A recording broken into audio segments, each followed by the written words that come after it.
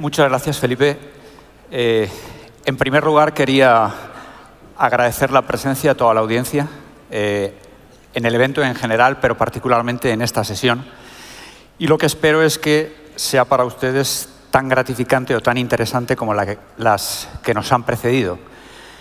Y me van a permitir que empiece con el tema que será objeto de discusión, con una cita o con una mención a una idea de un matemático y profesor de filosofía de la ciencia que probablemente sea conocido para muchos de ustedes, que es Karl Popper. Popper hacía una afirmación sobre las sucesivas revoluciones tecnológicas que han impactado en la humanidad y en concreto se refería, en particular, a la transformación que la letra impresa, los contenidos impresos y audiovisuales tuvieron en la población en general y dentro de la esfera del marketing en particular en la conducta del consumidor. Él decía muy acertadamente y después de unos análisis muy prolijos que se necesitaban aproximadamente entre 6 y 8 generaciones, para poder escrutar y definir cuál iba a ser el impacto de estos cambios tecnológicos en la población. En la actualidad estamos viviendo una transformación tecnológica que yo creo que rompe este paradigma. Rompe este paradigma por dos razones. En primer lugar, porque acentúa la velocidad del cambio. No es necesario esperar entre 6 y 8 generaciones, que equivalen a 40, 60, 75 años de experiencia para ver qué es lo que ocurre. Los cambios se producen en ocasiones en periodos tan comprimidos como 3 o 4 años, incluso menos. Y en segundo lugar, porque la intensidad del impacto tecnológico es tan extraordinaria en las personas y en los consumidores en general, que yo creo que podemos afirmar sin ningún género de dudas que se produce una ruptura del paradigma. El nuevo ecosistema digital produce esa ruptura de paradigma. Y ustedes, nosotros, como profesionales del marketing, creo que nos tenemos que enfrentar y gestionar adecuadamente lo que yo llamaría un triángulo virtuoso. Y los 3 lados de este triángulo virtuoso están constituidos por la comprensión de la conducta del consumidor, las estrategias de aproximación al mismo y los cambios que se producen en las organizaciones que soportan al consumidor y a la forma de dirigirse al mismo. Y esto es lo que, en líneas generales, vamos a tratar en esta charla. Pasando al primer punto, podéis pasar la transparencia, por favor, relativo a la necesidad de comprender al consumidor.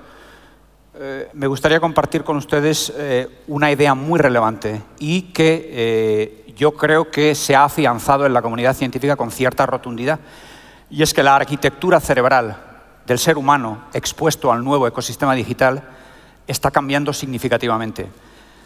Internet, las nuevas tecnologías están impactando de una manera dramática no solo en las funciones cognitivas superiores, en el pensamiento, en el aprendizaje, en la percepción, sino también en lo que llamamos las estructuras subcorticales, es decir, aquellas relacionadas con la gestión de las emociones. Como consecuencia, los consumidores toman decisiones y generan hábitos de compra sin precedentes. Tenemos que entenderlos de una manera mucho más categórica. Y me he permitido ilustrar esta idea con esta fotografía que refleja, no es más que la fotografía de una resonancia magnética, que refleja cuál es el grado de intensidad y del funcionamiento cerebral, las áreas afectadas de un consumidor expuesto a la lectura de un texto publicitario, es lo que ustedes verán en la izquierda, y a la derecha el mismo consumidor sufriendo un impacto a través de Internet. La lectura elemental es que las zonas afectadas por el impacto provocado por Internet son mucho más numerosas, y si pudiéramos adentrarnos en el funcionamiento del cerebro, veríamos que las conexiones neuronales que se producen son mucho más rápidas y mucho más intensas. Con lo que definitivamente la primera idea que extraemos es que nos encontramos ante nuevas pautas de consumo que tenemos la necesidad de entender. En segundo lugar, esto implica que las compañías deben elaborar nuevas estrategias de acceso al consumidor. Ya no vale la idea un poco periclitada de compito con mi marca en el mercado, que es mejor que la tuya, y por ello voy a ganar. Es decir, la dialéctica, el diálogo con el consumidor es notablemente diferente. No es necesario retrotraerse mucho en la historia. Si nos vamos al año 2005-2007, observaremos que había unas cuantas compañías pioneras en la utilización de las estrategias de marketing que hoy denominamos de co-creación o crowdsourcing.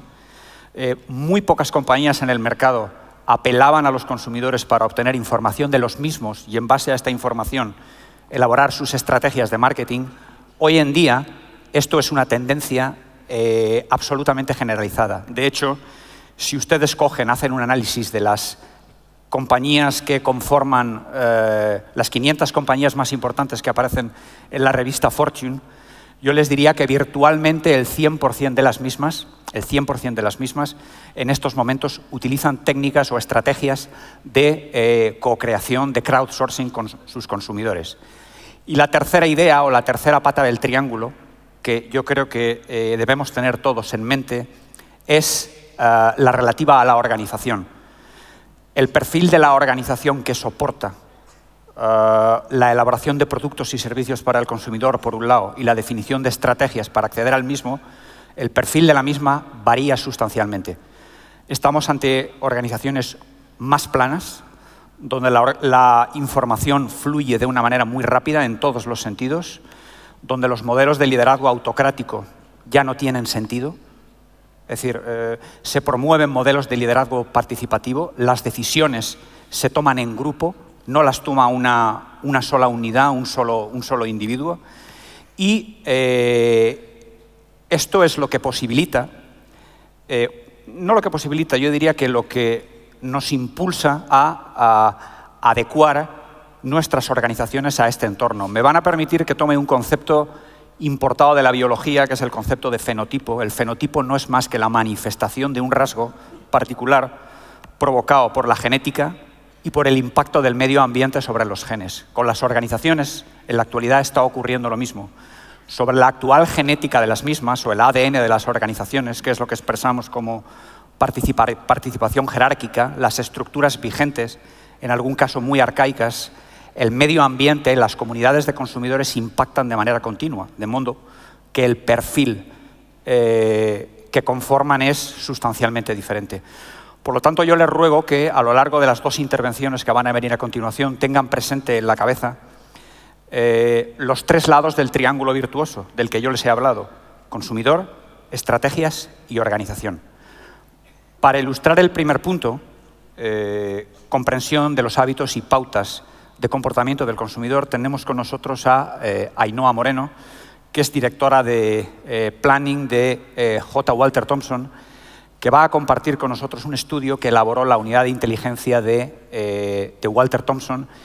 Va a ser muy relevante y va a ilustrar la primera parte de lo que yo les he comentado.